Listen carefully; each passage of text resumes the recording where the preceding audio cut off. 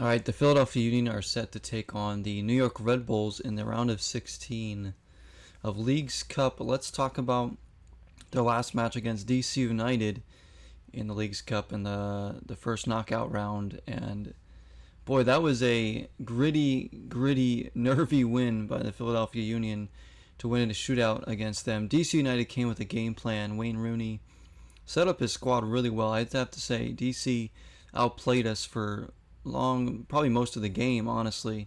They were just making life very difficult for us to connect passes through the midfield and even get the ball to the front three.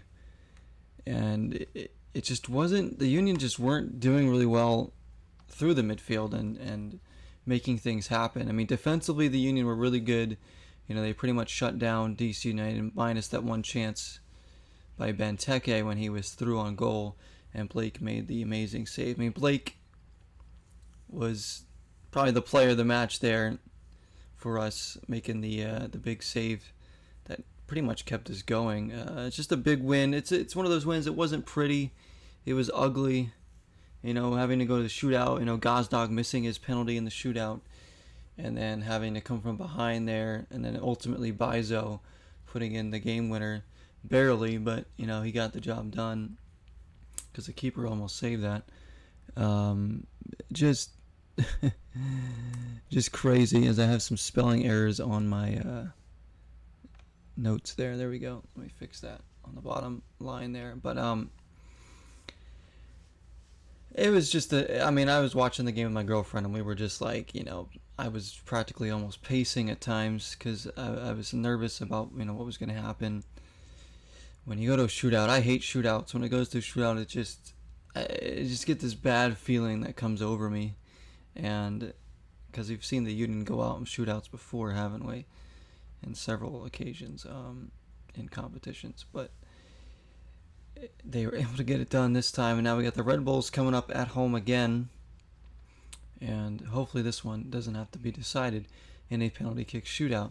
But let's talk about some of the performances. Again, defensively really good. Jack Elliott was amazing in that game against DC United. He stepped up really big, made a lot of big defensive plays. I thought he did a great job on Benteke, all things considered. Him and Glesnes did well.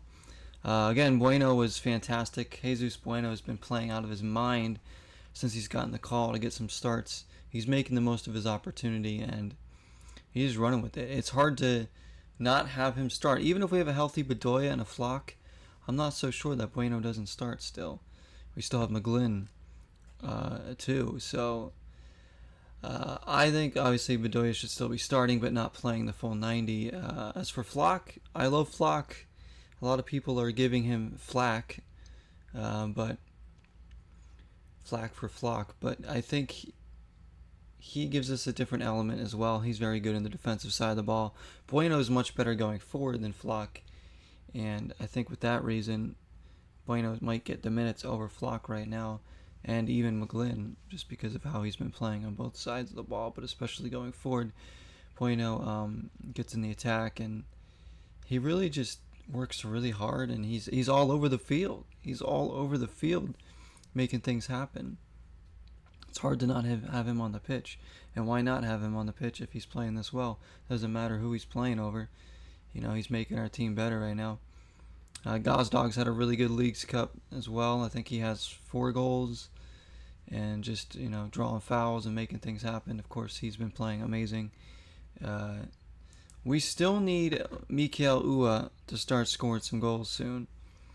He works hard, but as a goal scorer, you're judged on your goals. We had Chris Donovan actually scored recently in our last league game. He got a game winner for us, so it was nice to see him pop up on the score sheet because we don't have that scoring depth. Well, we did just sign. Let's talk about the signing. Ty Baribo, or Baribo. I'm not sure how you pronounce his name. I've actually never heard of this player, but he is an Israeli striker, plays for the Israeli national team. And he's coming in for the Union. He's nicknamed the Tank. So I watched some highlight reel of his to see what he's been doing this past season for his club team, and he definitely looks like a very ruthless striker. He's going to be somebody that's not going to be doing anything the pretty way. He's going to get inside that 18 even inside that 6-yard box. He's going to sniff out goals. He definitely looks like a guy that is going to score some goals for us, hopefully. And he's going to put more pressure on players like Ua and Donovan to produce. Because, Carranza's been amazing, and he continues to score goals for us. But we need Ua or Donovan to start scoring as well. Because we need to take the load off of Carranza and Gazdag a bit. We do get some goals here and there from a midfielder once in a while or a defender, but it's not consistent. So we're relying so much on that big three to score the goals, and Ua's not really contributing goal scoring wise. But I still think he has goals in him. He just needs to get one to start getting his confidence back. Hopefully today, against the Red Bulls, he will get one. I'm not sure if Bedoya and Flock are back today. Oh, actually, I know Flock is back. I don't think he'll start, though. I think, obviously, Jim Curtin's going to keep going with what's been working with Bueno. I don't know about Bedoya. I hope Bedoya is back today, if anything, off the bench. His leadership is key on the field, and people can say we're better without him on the pitch. No, we're not. We're not better without Bedoya on the pitch. We're not. That's just silly to think that. Is he a 90-minute player? No, he's not a 90-minute player anymore. He's not going to score 6 goals again like he did last year. But Bedoya is second on the team in assists. That's what people are forgetting. You got Gazdag, I think, first with like 9. Bedoya has like, I think, 5 assists, at least 4 this season. So, people are kind of overlooking the fact that he's actually been creating things this year when he's been on the pitch, and he's missed a lot of games due to injury. So, he's been doing his thing, and of course, he just offers great possession for us. He rarely ever gives the ball away. He usually connects his passes, especially in the final third, which is very important. That I must stress. How many times do we get forward and we hit these crosses that go to nobody, or do we, not get that final pass down? When Bedoya is in the final third, he usually hits this low cross back across the 18, but he always usually picks out his target because he has his head up, he sees a guy running in late, and he picks them out. He doesn't hit those in-air crosses just hoping to get somebody on the end of it. He's actually looking for a player every time. If you watch him, every time he will get his head up and he will look for a player, usually along the ground. He very rarely hits a ball in the air on his crosses anymore. He's always looking to connect a pass to like a Gazdag or Martinez or Carranza, who's ever in that position, Flock. He's looking for them. And it's just smart. It's just smart play. He's not just hitting and hoping. He's actively looking to connect a pass through there. But is he a 90-minute player? No. Is he a defensive liability at times? Maybe yes, because he can't run like he used to. So that's why we get players like Martinez or Flock or Bueno in there to cover some more. But he works well. He knows when to go forward. I hope he's back, if anything, off the bench. I really do. His leadership is vital for this team going forward. In what might be his last season, I'd like to see him win another trophy, but we'll see. Like I said, it's good to have Flock back too, to have that extra depth now. That gives us more depth with the way Bueno's been playing. And we got McGlynn. I'll take a sip of the coffee here. And the Baribo signing, like I said, I don't know. I hope that the tank is going to get in the box and score some goals for us. He'll clean up some of those dirty plays in the box where sometimes we don't have a striker getting on the end of it.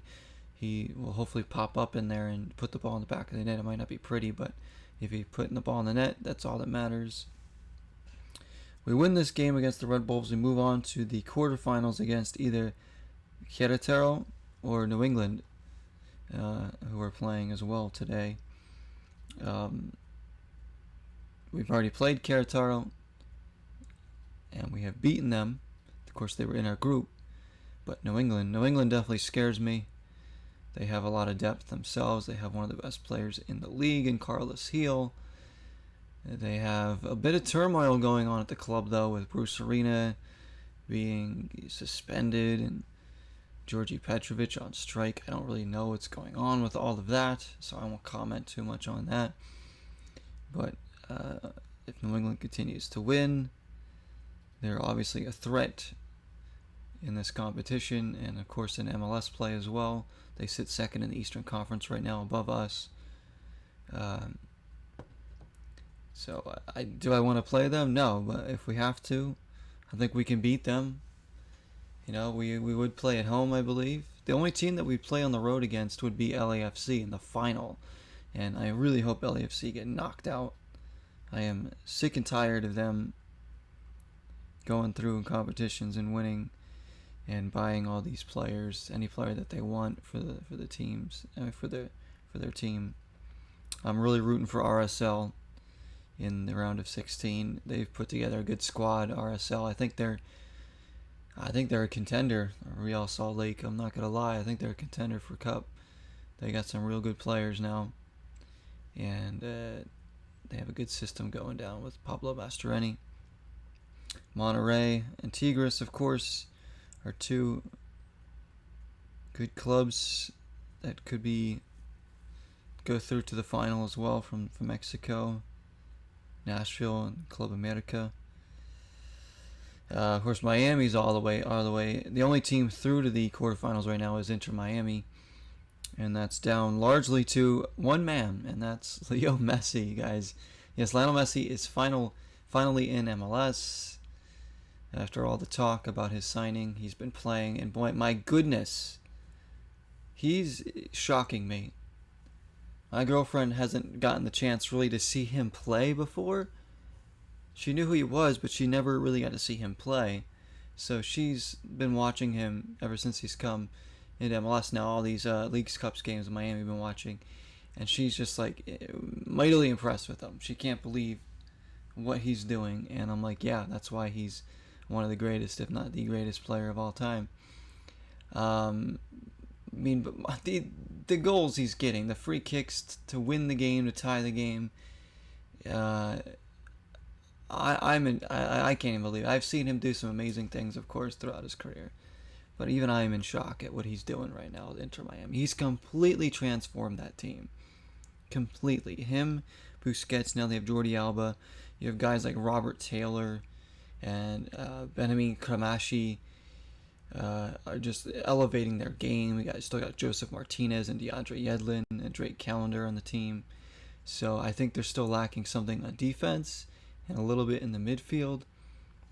But other than that, they're pretty complete team right now. Tata Martino taking over the squad as the coach. Possession-wise, they're a heck of a lot better. Obviously, going forward, they're way more dangerous. They're must-see TV right now, Inter Miami.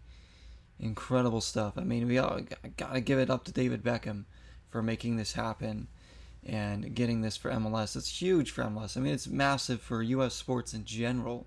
You're talking one of the most transcendent sports figures of all time now playing in our country, in our league.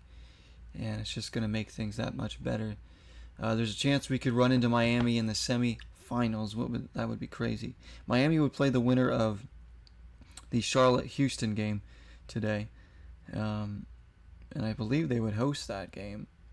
So I don't see Miami losing to either of those teams. Maybe Houston, if Houston goes through. I don't see Charlotte beating Miami, honestly. I don't even see Charlotte beating Houston. I think Houston's going to win today, but you never know. I think Miami's going to make it through the semifinals. Do we play them? Does Miami come to Philly? Do we give them a nice Philadelphia welcome? And we all know how that's going to go down. I would like to see players like Bueno, Martinez, Glesnes, Wagner, Flock, whoever, Bedoya. How are we gonna do defensively against this team? I think there'll be plenty for us going forward against them because Messi doesn't get back on defense, Martinez doesn't get back on defense. Their wing backs like to get up the field, so I think if we can cause turnovers, we're gonna just try and counter them. It's gonna be pretty much both squads would play into their strengths. Miami's gonna do possession, look for the ticky-tacky, try to get in behind with Messi and company, Robert Taylor, Martinez We can't let Busquets facilitate anything, so we have to shut him down. Can't let him find his buddy Messi running in behind. Yeah, they just got to watch the runs and just try to break up as many things as they can. As soon as Miami turns that ball over, that's when we can be a threat, because they're not going to have as much back on defense. We saw what Dallas was doing against them. Dallas was able to score 4 goals against Miami and still lost. I thought Dallas played a really good game. Yeah, they got a pretty good squad themselves. But yeah, if we can cause the turnover against Miami, go forward quickly with Gazdag, Carranza, Ua, whoever it might be. We can get in behind them, because they'll give up goals. Miami, they are not a good defensive team. They've been giving up goals in this tournament as well. Just because they have Messi and Busquets, it's not going to help their defense at all. I can tell you that much. So they're definitely not the greatest defensive team. You have Kamal Miller and Kristoff, who aren't the best center back pairing by any means. Yedlin, who is decent on defense and going forward, but again, he can get caught out. Same thing with Alba at times.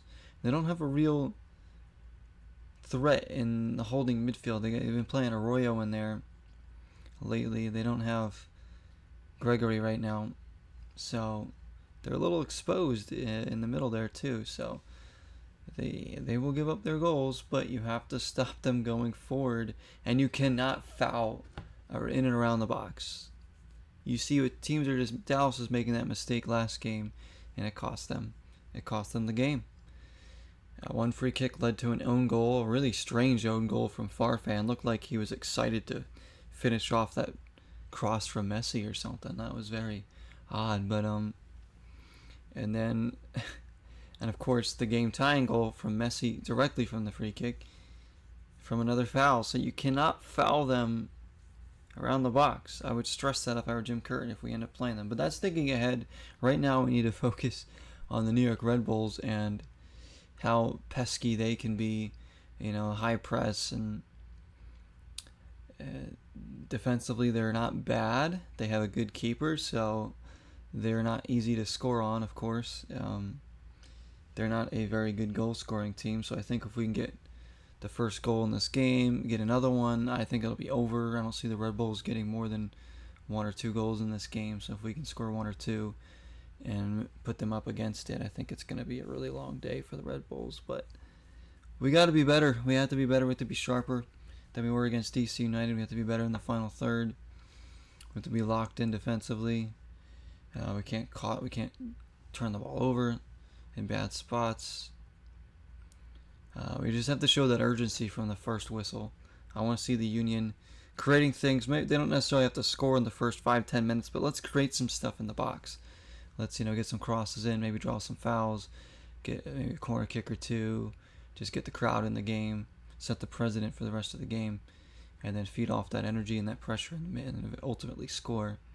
Because you're at home, it's the round of 16 spot in the quarterfinals is up for grabs. You could definitely beat this team. They got to be up for it though. They got to be up for it today. And I don't know if Baribo is going to be on the bench. I hope so. Give us a little more depth there. A guy that has international experience and all that. It would be nice to bring him in to, give us a different kind of threat going forward. And I don't know how he's going to fit in with the team, because Uwa's a little bit more of a run-in behind kind of player and a great finisher, but Baribo, like I said, it seems like he's a guy that's just in and around the box, just hunting down loose balls and trying to just bully his way by defenders to get some goals. That's why they call him the Tank. But we welcome him to Philly. I really hope that he prospers here and get some dupes in the old onion bag for us. It's been such a fun tournament to watch, this Leagues Cup. I'll tell you, I was a little skeptical about it. I was like, well, how are Mexican teams going to be playing? It's pretty much their preseason almost. They're only a few games into their season, and MLS is in the middle of playoff races and stuff right now. Are they going to be putting all their marbles into this? And everybody is going for it here in this tournament.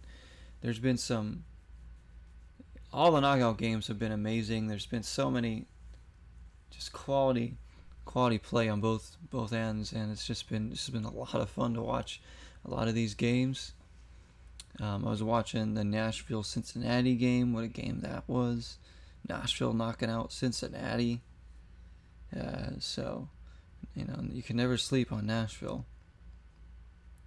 But you had a Columbus Minnesota game that was pretty crazy in the knockout stages as well. RSL Lyon. That was a crazy second half from Real Salt Lake. Tigres Vancouver. Tigres going through on penalties. You had New England going through on penalties against Alice in a 2-2 game. Wild one there. Querétaro kind of upsetting Pumas.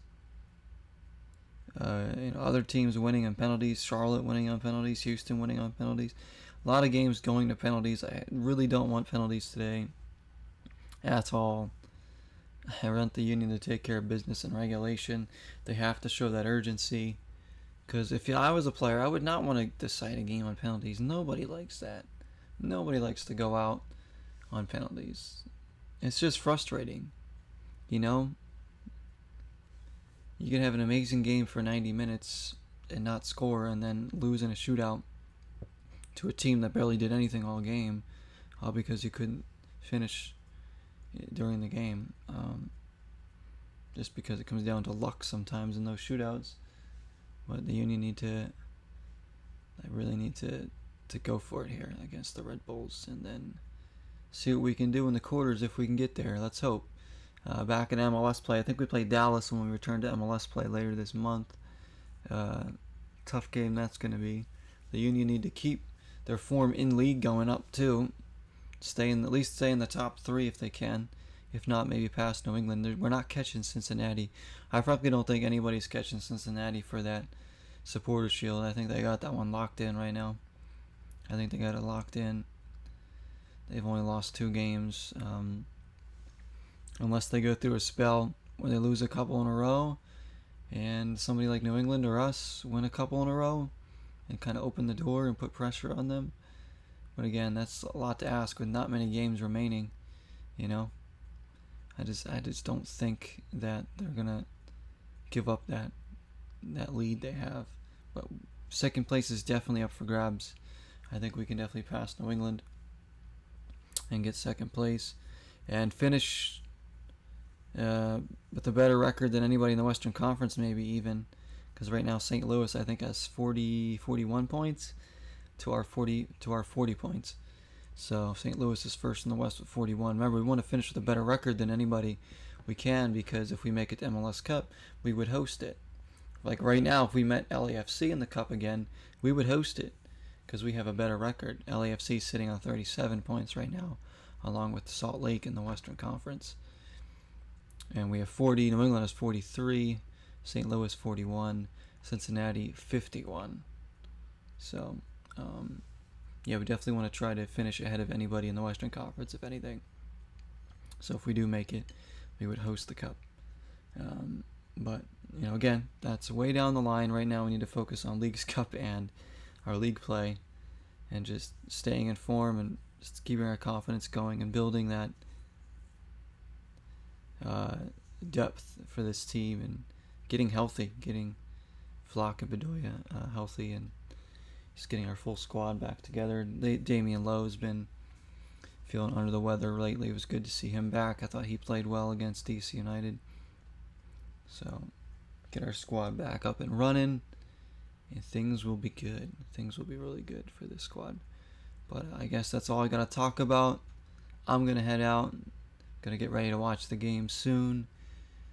Thank you all so much for listening to another Doop podcast here on the channel. Go Union. And for the Doop podcast, I am Zero. Take care of yourselves. Until next time, 0 is the number.